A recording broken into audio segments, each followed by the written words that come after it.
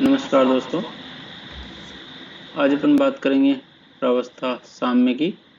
मैं हूं doctor Munna Lal Meena, assistant professor department of chemistry, government PG college Pratapgarh.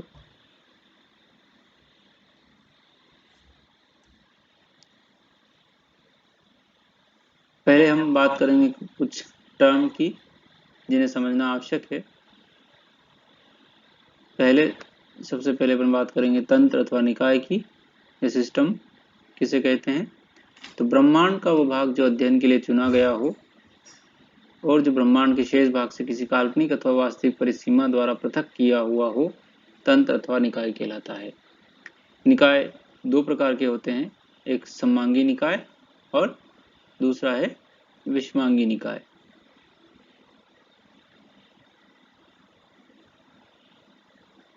J.W. Gibbs 1876 में विषमांगी साम्यों का अध्ययन करने के लिए सर गिब्स ने एक नियम प्रतिपादित किया जिसको अपन प्रावस्था नियम कहते हैं।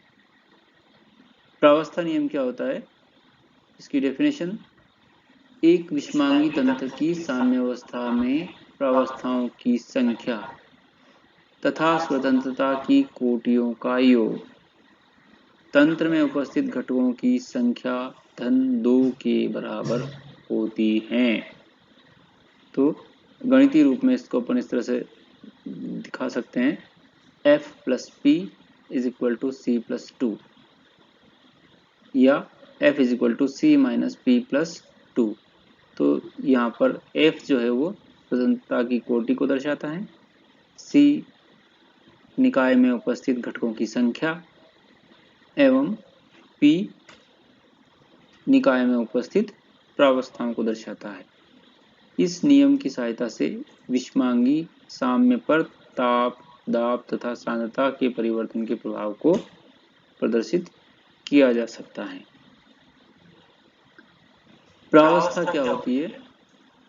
प्रावस्था तंत्र का वह भाग जो समांग हो, भौतिक रूप से सुस्पष्ट हो, जिसकी एक पृष्ठ सीमा हो तथा वह यांत्रिक विधि द्वारा तंत्र के शेष भाग से पृथक किया जा सकता हो, उसे प्रावस्था कहते हैं। प्रावस्था ठोस, द्रव अथवा गैस के रूप में हो सकती है। एग्जाम्पल यहाँ पे अपन लेंगे इस इक्वेशन से: H2 + Cl2 मिलकर के HCl बनाते हैं। तो इसमें जो संयोग हो रहा है हाइड्रोजन और क्लोरीन गैस का, और उत्पाद जो बन रहा है HCl, तीनों ही यहाँ पर गैसीय प्रावस्था में है। तो इस निकाय की जो प्रावस्था है वो गैसीय प्रावस्था कहलाएगी। इसी प्रकार यहाँ पर नेक्स्ट एग्जाम्पल है NH4Cl, जो ठोस अवस्था में होता है, डिकम्पोज होकर के अमोनिया और HCl गैस में कन्वर्ट हो जाता है। तो यहाँ पे आपकी जो निकाय है, तंत्र है, उसमें ठोस NH4Cl भी है और गैस के रूप में अमोनिया और HCl भी है। एक और एग्जाम्पल: यदि कोई ऐसा ताप दाब का संयोग हो जिस पर जल, बर्फ और जल वाष्प तीनों साम्यावस्था में हो, तो उस साम्यावस्था पर या उस निकाय में तीनों ही प्रावस्थाएं विद्यमान होंगी, जल की, बर्फ, जल और जल वाष्प। घटक क्या होते हैं? साम्यावस्था में स्थित किसी तंत्र में घटकों की संख्या उन स्वतंत्र परिवर्ती अवयवों की न्यूनतम संख्या है जिसके द्वारा तंत्र की प्रत्येक प्रावस्था के संगठन को एक रासायनिक समीकरण के द्वारा प्रदर्शित किया जा सके। फॉर एग्जाम्पल, जल में 3 प्रावस्थाएं हो सकती हैं, जैसे बर्फ, जल और जल वाष्प। लेकिन तीनों ही प्रावस्थाओं में जो इसका केमिकल कंपोजिशन है, रासायनिक संगठन है, वो H2O ही है। तो यहाँ पर तीनों प्रावस्थाओं में घटक एक ही होगा, तो यह एक घटक तंत्र कहलाएगा। दूसरा एग्जाम्पल अपन लेते हैं कैल्शियम कार्बोनेट, जो डिकम्पोज होकर के कैल्शियम ऑक्साइड और कार्बन डाइऑक्साइड में कन्वर्ट हो जाता है। तो यहाँ पे अपन बात करें, दो ठोस प्रावस्थाएं हैं, एक कैल्शियम ऑक्साइड भी ठोस है और कैल्शियम कार्बोनेट भी ठोस है, जबकि कार्बन डाइऑक्साइड गैस रूप में है। तो प्रावस्थाएं ठोस की दो हैं और एक गैस है, लेकिन घटक दो हैं, क्योंकि ऊपर जो समीकरण हमने दर्शाया है उसमें कोई भी एक अवयव प्रत्येक प्रावस्था के संगठन को प्रदर्शित नहीं कर सकता है। यदि अपन कोई दो अवयव ले लें, जैसे कैल्शियम कार्बोनेट, कैल्शियम ऑक्साइड, या फिर कैल्शियम ऑक्साइड लें और उसके साथ CO2 की बात करें, या फिर कैल्शियम कार्बोनेट और CO2 की बात करें, की सहायता से सभी प्रावस्थाओं की संगठन को व्यक्त किया जा सकता है। सभी प्रावस्थाओं के संगठन को अपन बता सकते हैं, अतः यह द्विघटक तंत्र है।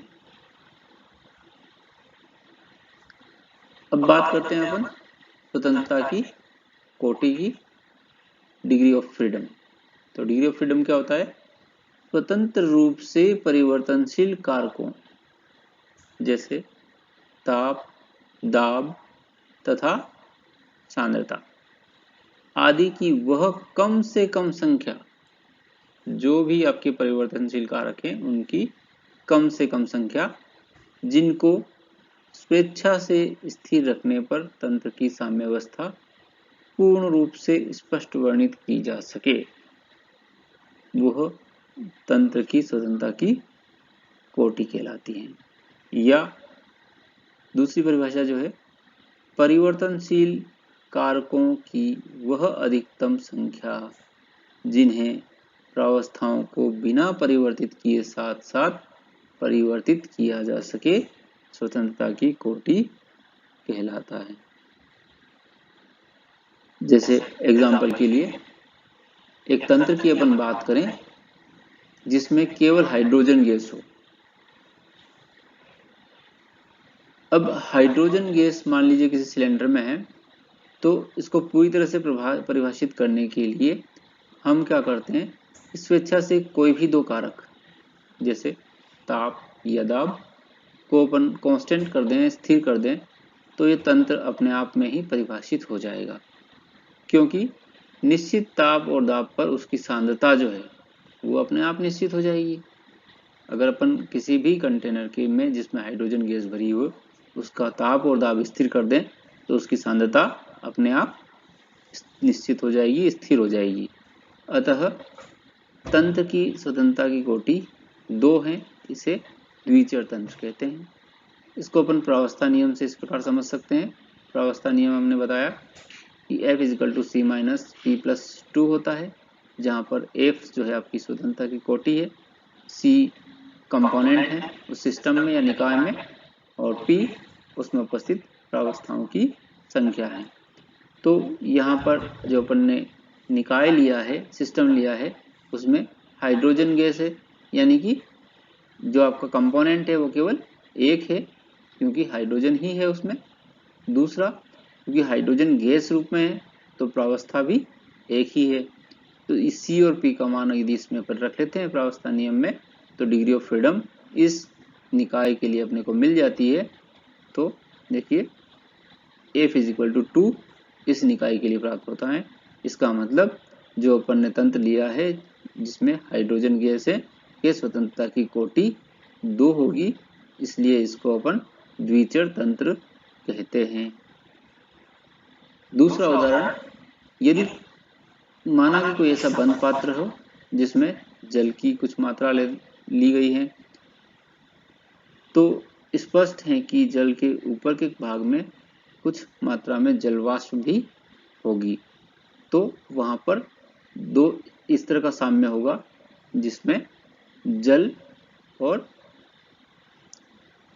जो आपका जलवाष्प है वो एक साम्य के रूप में उपस्थित होगा। हो सकता है कि कोई जल वाष्प कम मात्रा में हो, लेकिन वो साम्य अवस्था में दोनों ही रहेंगे। तो अब यहाँ पे देखिए, जो निकाय है आपका, उसमें फेज अपन बात करें तो एक द्रव हो गया प्रावस्था और दूसरा गैस प्रावस्था हो गया। तो यहाँ पर जो P का मान आएगा वो 2 आएगा। प्रावस्थाएं जो हैं आपकी निकाय में 2 हो गई। इसी तरह से यदि अपन कंपोनेंट की बात करें तो कंपोनेंट चाहे जल हो चाहे जलवाष्प, दोनों में ही H2O होगा या जल होगा, तो वहां पर जो कंपोनेंट का मान जो है वो 1 आएगा। इस प्रकार से यदि अपन साम्यावस्था पर स्वतंत्रता की कोटि की गणना करें तो प्रावस्था नियम से अपन देख सकते हैं कि F का जो मान है वो इस तंत्र के लिए 1 मिलता है, यानी कि इस तंत्र के लिए जिसमें जल और जलवाष्प दोनों ही साम्यावस्था में हो, स्वतंत्रता की कोटि अपने को 1 प्राप्त होती है। अर्थात ये जो तंत्र है वो एक जड़ तंत्र कहलाता है।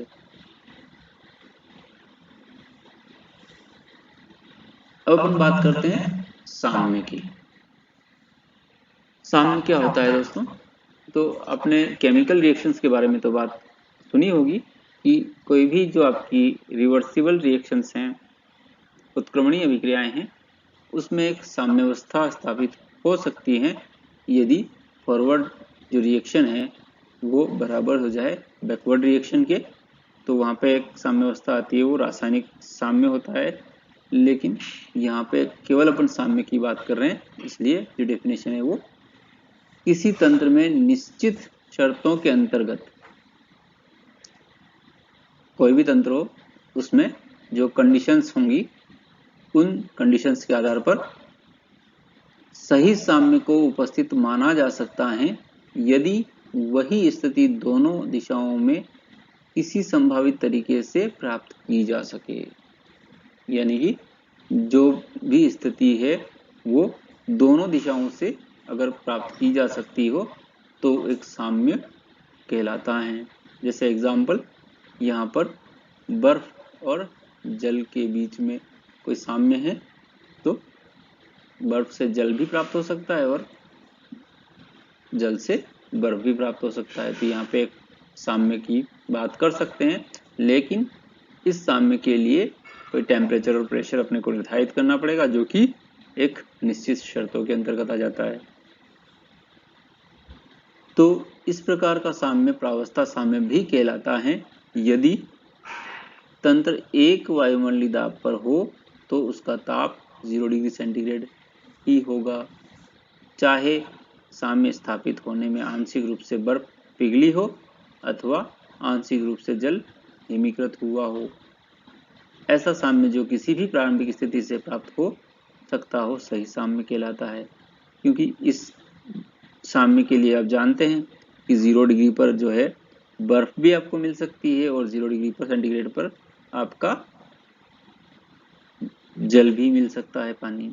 जब वायुमंडलीय दाब इकाई हो, एक हो, तो एक वायुमंडलीय दाब और 0 डिग्री सेंटीग्रेड पर दोनों ही साम्य या दोनों प्रावस्थाएं आपको मिल सकती हैं और साम्य अवस्था में हो सकती हैं। मित स्थायी साम्य। मित स्थायी साम्य क्या है दोस्तों? ऐसा साम्य जो एक दिशा से तो प्राप्त हो सकता हो परंतु दूसरी दिशा से नहीं, मित स्थायी साम्य कहलाता है। उदाहरण के लिए अपन बात करें कि यदि पानी को अपन धीरे धीरे बहुत ही सावधानी पूर्वक ठंडा करें तो बर्फ बिना बने हुए ही अपन पानी को -1 डिग्री तक ठंडा कर सकते हैं। यदि बर्फ को आप बहुत ही सावधानी पूर्वक ठंडा करो तो पानी को अपन पानी को धीरे धीरे ठंडा करें तो -1 डिग्री सेंटीग्रेड तक ठंडा कर सकते हैं। लेकिन यदि बर्फ को अपन पिघलाएं तो -1 डिग्री पर अपन जल प्राप्त नहीं कर सकते हैं, क्योंकि जब बर्फ को पिघलाएंगे तो 0 डिग्री पर ही पानी अपने को मिलेगा। तो यहाँ पर यह संभव नहीं है कि -1 डिग्री पर अपन पानी को बर्फ के द्वारा प्राप्त कर सके, लेकिन यह संभव है कि पानी को -1 डिग्री तक प्राप्त कर सकते हैं, ठंडा किया जा सकता है।